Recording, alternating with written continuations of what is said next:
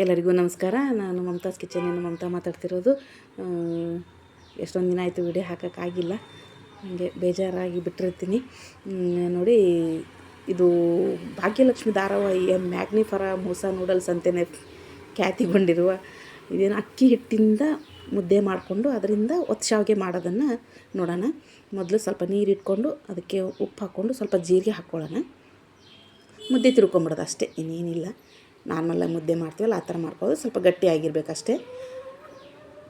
ಇಷ್ಟು ತಿರುಗಿಸಿ ಬಿಟ್ಬಿಡ್ಬೇಕು. ಸ್ವಲ್ಪ ಅದನ್ನ ಆರಕ್ಕೆ ಇಟ್ಬಿಡ್ಬೇಕು. ಹಾಗೆ ಆರಕ್ಕಿಟ್ಟು ಒಂದು ಕಡೆಗೆ ಸೀಕರಣೆ ಮಾಡ್ಕೊಳ್ಳೋಣ. ಅದೆರಡು ಸೇರಿ ಮ್ಯಾಗ್ನಿಫರ ಮೂಸ ನೂಡಲ್ಸ್ ಅಂತ ಹೇಳಿರೋರು.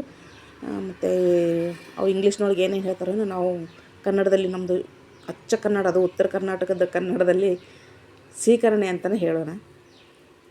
ಇದನ್ನು ಚೆನ್ನಾಗಿ ಮಾವಿನೆಲ್ಲ ತೊಳ್ಕೊಂಡು ಚೆನ್ನಾಗಿ ಹಿಂಡ್ಕೊಂಬಿಡ್ಬೇಕು. ಹಿಂಡ್ಕೊಂಡು ಸಿಪ್ಪೆ ಮೇಲಿಂದೆಲ್ಲ ಸ್ಪೂನಿಂದ ಇದನ್ನು ಮಾಡಿಕೊಂಡು ಒಂದು ಸ್ವಲ್ಪ ಸಿಪ್ಪೆ ತೊಳೆದು ಹಾಕಿ, ಆಮೇಲೆ ಗೊಟ್ಟನೂ ಸ್ವಲ್ಪ ತೊಳೆದು ಹಾಕ್ಕೊಂಡು ಇದನ್ನು ಮಾಡ್ಕೊಳ್ಳೋಣ. ಅದಕ್ಕೆ ಸ್ವಲ್ಪ ಸಕ್ಕರೆ, ಆಮೇಲೆ ಸ್ವೀಟ್ ಭಾಳ ಇದ್ದು ಹಣ್ಣು, ಸ್ವಲ್ಪ ಸಕ್ಕರೆ ಹಾಕಿದ್ದೀನಿ ನಾನು. ಸ್ವಲ್ಪ ಸಕ್ಕರೆ, ಆಮೇಲೆ ಸ್ವಲ್ಪ ಶುಂಠಿ ಪುಡಿ, ಸ್ವಲ್ಪ ಉಪ್ಪು ಅಷ್ಟು ಹಾಕಿದರೆ ಸಾಕು. ಇದು ಮುದ್ದೆ ಮಾಡಿದ್ವಲ್ಲ, ಅದು ಆರಿತ್ತಾಗಲೇ ಅದನ್ನು ಒಂದು ಸಲ ಮತ್ತೆ ಇದರಲ್ಲಿ ಬೇಯಿಸ್ಕೋಬೇಕು. ಇದನ್ನ ಒಟ್ಟು ಹಬೆನಲ್ಲಿ ಬೇಯಿಸ್ಕೋಬೇಕು ಅದನ್ನ. ನೋಡಿ, ಈ ಥರ ಬೆಂದಿದೆ, ತುಂಬ ಚೆನ್ನಾಗಿ ಬಂದಿದೆ ಇದು.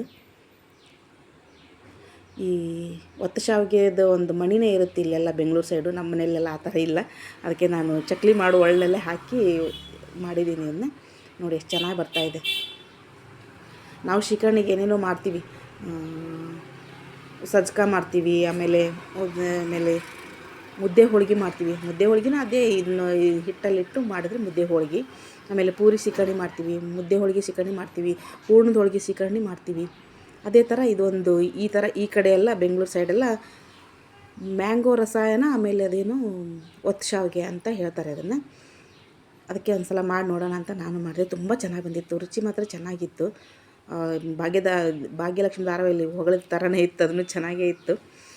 ನೀವು ಯಾರ್ಯಾರು ಫಸ್ಟ್ ಟೈಮ್ ವಿಡಿಯೋ ನೋಡ್ತಿದ್ರೆ ಎಲ್ಲರೂ ಸಬ್ಸ್ಕ್ರೈಬ್ ಮಾಡ್ಕೊಂಡು ನೋಡಿ. ಹಾಗೆ ನೋಡಬೇಡಿ, ಲೈಕ್ ಮಾಡಿ, ಶೇರ್ ಮಾಡಿ, ಕಮೆಂಟ್ ಮಾಡಿ. ತುಂಬ ಚೆನ್ನಾಗಿ ಬಂದಿತ್ತು. ನೀವು ಮಾಡ್ಕೊಂಡು ತಿಂತೀರಾ ಅಂತ ಅಂದ್ಕೊಂಡಿದ್ದೀನಿ.